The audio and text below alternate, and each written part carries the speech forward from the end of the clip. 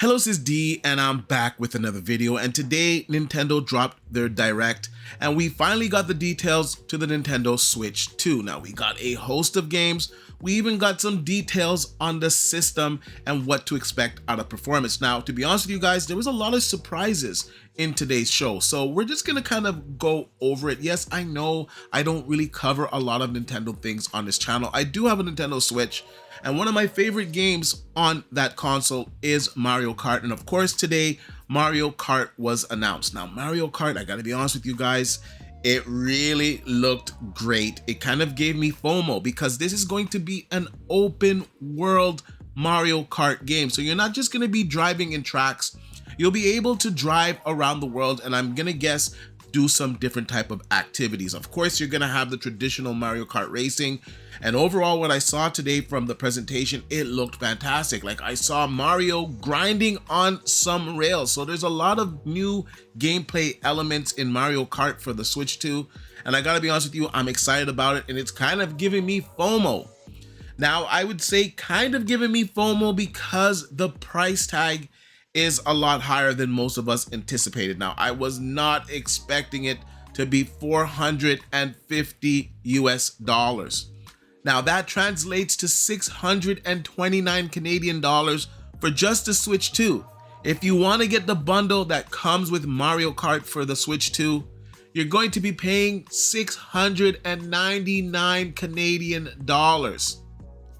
That is a pretty high price tag. Now, in the States, I believe it's $500 with the actual Mario Kart game. So the price point leaves a lot to be desired. Now, I don't want to just get into all of the negatives of the presentation, but we gotta touch on this because a lot of gamers are talking about it.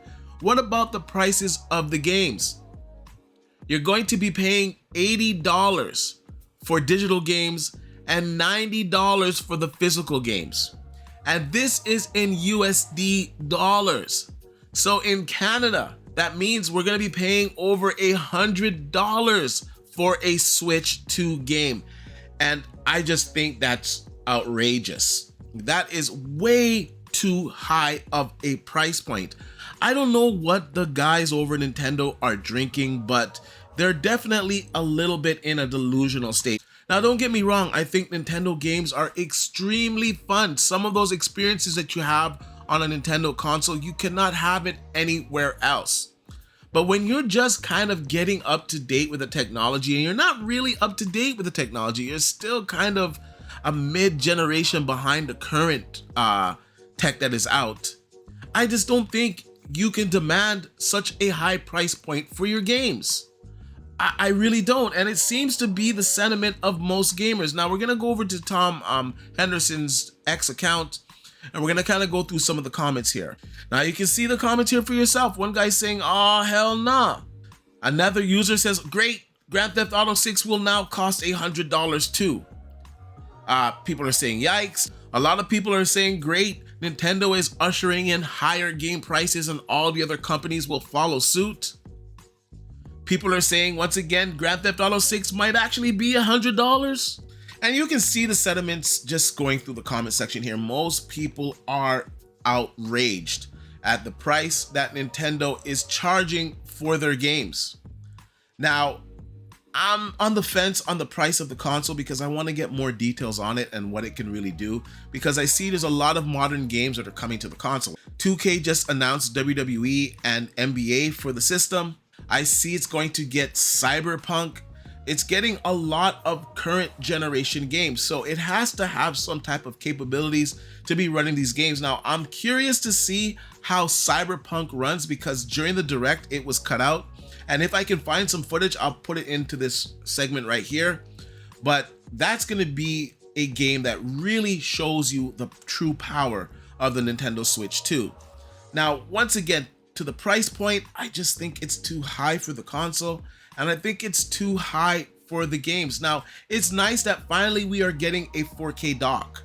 It's nice that when you hook it up in docked mode, that some games will perform at 4K 60. I believe one of those games was the new Metroid Prime game. It will run at 4K 60. It will also run at 1080p 120 Hz. Now, the screen is LCD, and We kind of thought it was going to be an LCD screen, and we were hoping that it would be an OLED. And for the price, I think it should be an OLED screen. Nonetheless, it is a 1080p LCD screen that supports HDR as well as 120 Hertz. And Metroid Prime is also going to support 1080p and 120 Hertz in that game. So overall, the performance seems okay. From what I saw today, now this is just based on what I saw. This is not me trying to find out the resolution that they were being played at. Overall, I think the games looked well. I think they looked better than I was expecting them to look on the Switch 2. They look like modern day games. Now let's go through some of the other games that they showed.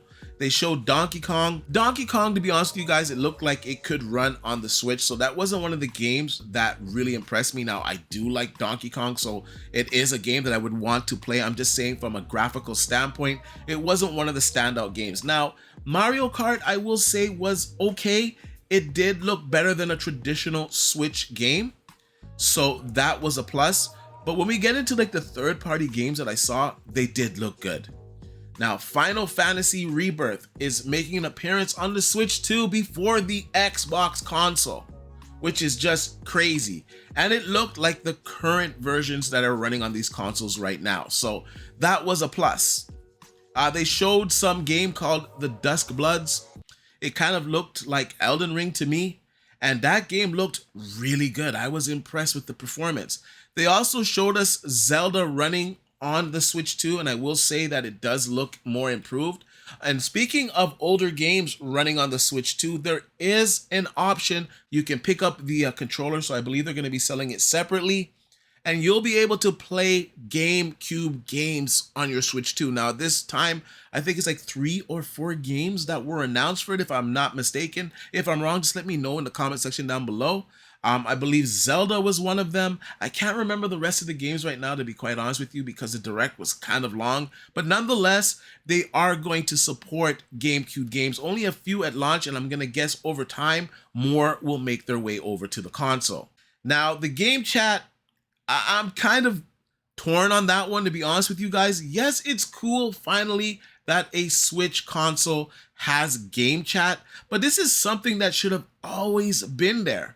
And it's not going to be free. You're going to have to subscribe to their online subscription in order to have game chat. Now, they're also going to have video chat. And I thought that was pretty cool. Now, the way that it works is that you hook it up to the top USB port on your Switch 2 console, and it'll actually take out the background behind you. So it'll do an automatic green screen, or it can just crop your face, and you can have this in certain games.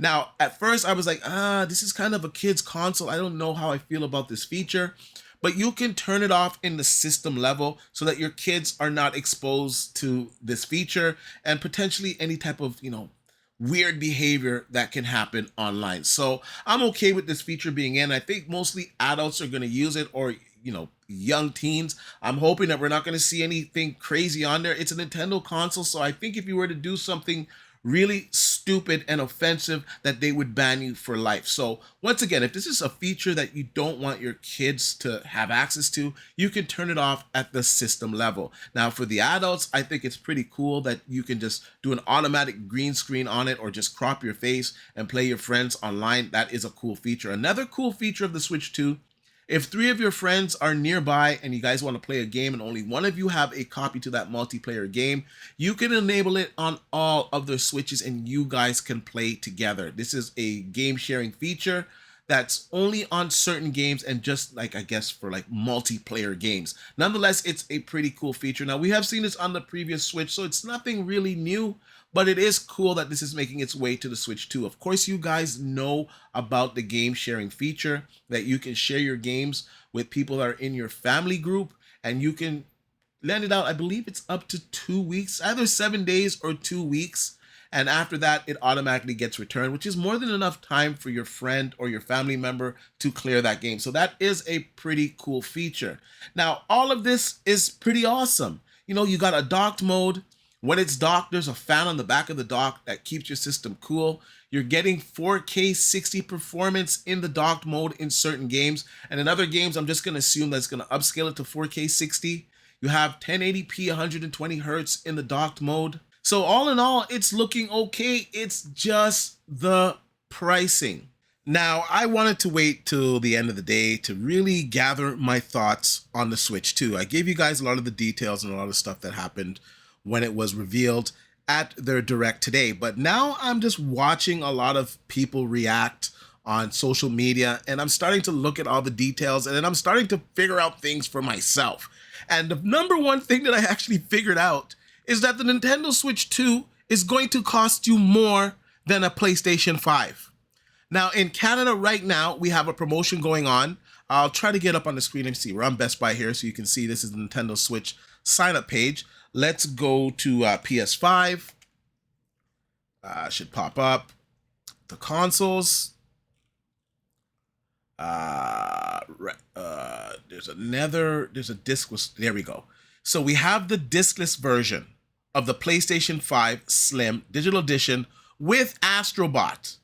It is 509 Canadian dollars. The Switch 2, if you just want the console, in Canada is going to cost $629. If you want it with Mario Kart, it's going to cost you $699. Let's just say $700.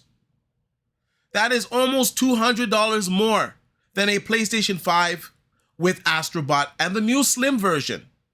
And the PlayStation 5 is substantially more powerful than the Switch 2.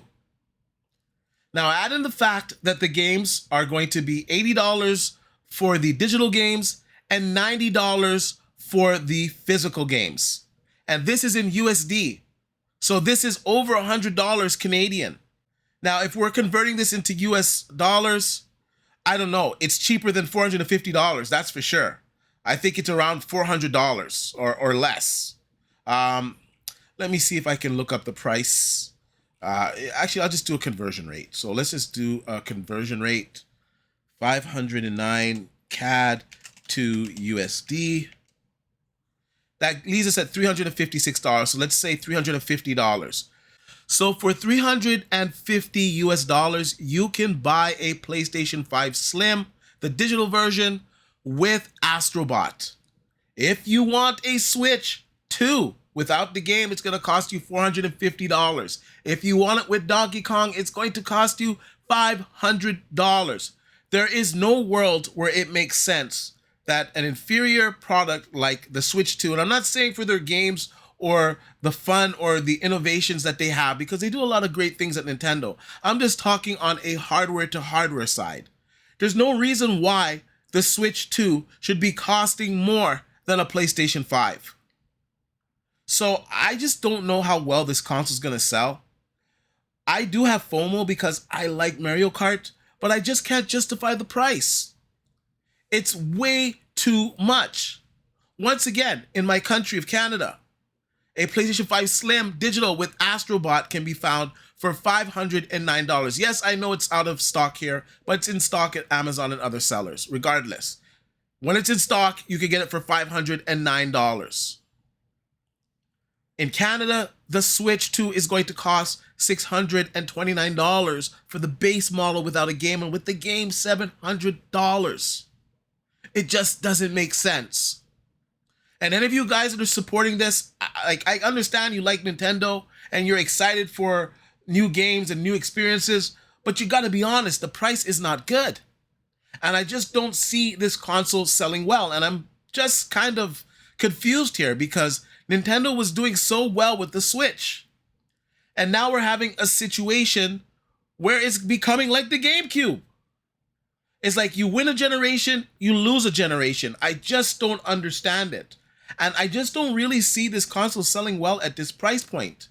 And to make matters worse, and I'm glad I waited to the end of the day so I could get all of the details, we're now finding out that the tariffs that were applied today may increase the console additionally. That is crazy. So the $450 that we are seeing right now can actually go up to $600 USD. Now, I'm hoping that they factored this in already with the price point of the Switch 2, because when we look at Japan, the console can be found for $330. So it is substantially cheaper in Japan than it is in North America and the rest of the world. So I'm going to assume here that the tariffs have already been applied to this and they factor that into the final price, because I just can't see the Switch 2 going up even more in price.